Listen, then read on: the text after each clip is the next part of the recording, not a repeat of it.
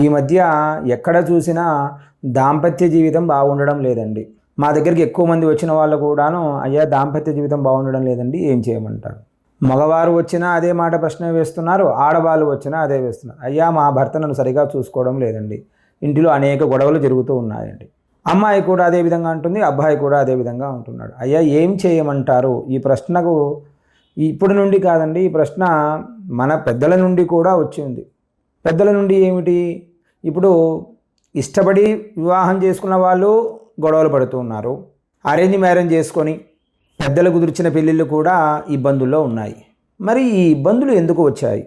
వీళ్లకు జాతకంలో దాంపత్య జీవితంలో కాస్త ఏదైనా ఇబ్బందులు ఉన్నా కానీ ఆ ఇబ్బందులన్నీ కూడా తొలగిపోవడానికి సాక్షాత్తు ఆ పార్వతీ పరమేశ్వరుడు అనుగ్రహం ఉండాలి.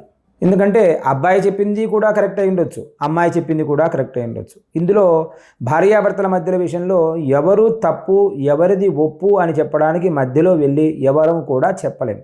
సాక్షాత్తు పార్వతీ పరమేశ్వరుడే వెళ్ళాలి, వాళ్ళ వద్దకు వెళ్ళి వాళ్ళిద్దరిని అనుగ్రహించాలి. మరి వారిద్దరిని అనుగ్రహించాలంటే ఏం చేయాలి?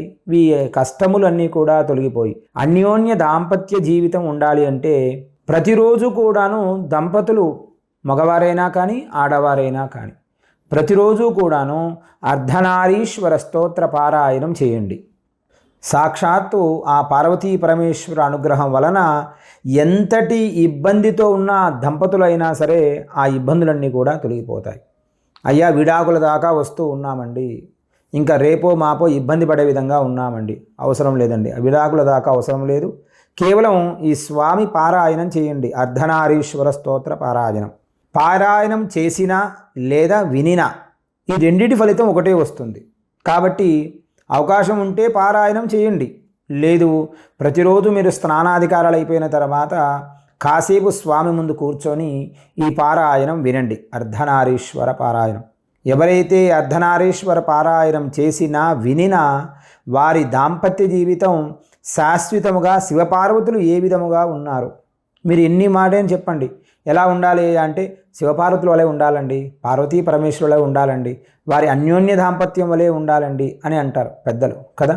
అలాగే ఎవరైతే ఈ అర్ధనారీశ్వర స్తోత్ర పారాయణం చేస్తారో ఆ దంపతులు కూడా స్వామి ఎలా అయితే ఉన్నారో, అమ్మ ఎలా అయితే ఉన్నదో వారి విధంగా వీరు కూడా ఉంటారని పురాణాలు చెబుతున్నాయి. కాబట్టి ప్రతి దంపతులు కూడాను ఇబ్బంది పడుతూ ఉన్నవారు, ఆటంకములు పడుతూ ఉన్నవారు, కాస్త చిన్న చికాకులు ఉంటాయండి. భార్యాభర్తలు అంటే ఏదో నది దాటాలంటే నీళ్లు ఎలా తరవకుండా మనం నది దాటలేమో, సాంసారిక జీవితంలో భార్యాభర్తల మధ్యలో గొడవలు లేకుండా జరగడం సాధ్యం కాదు.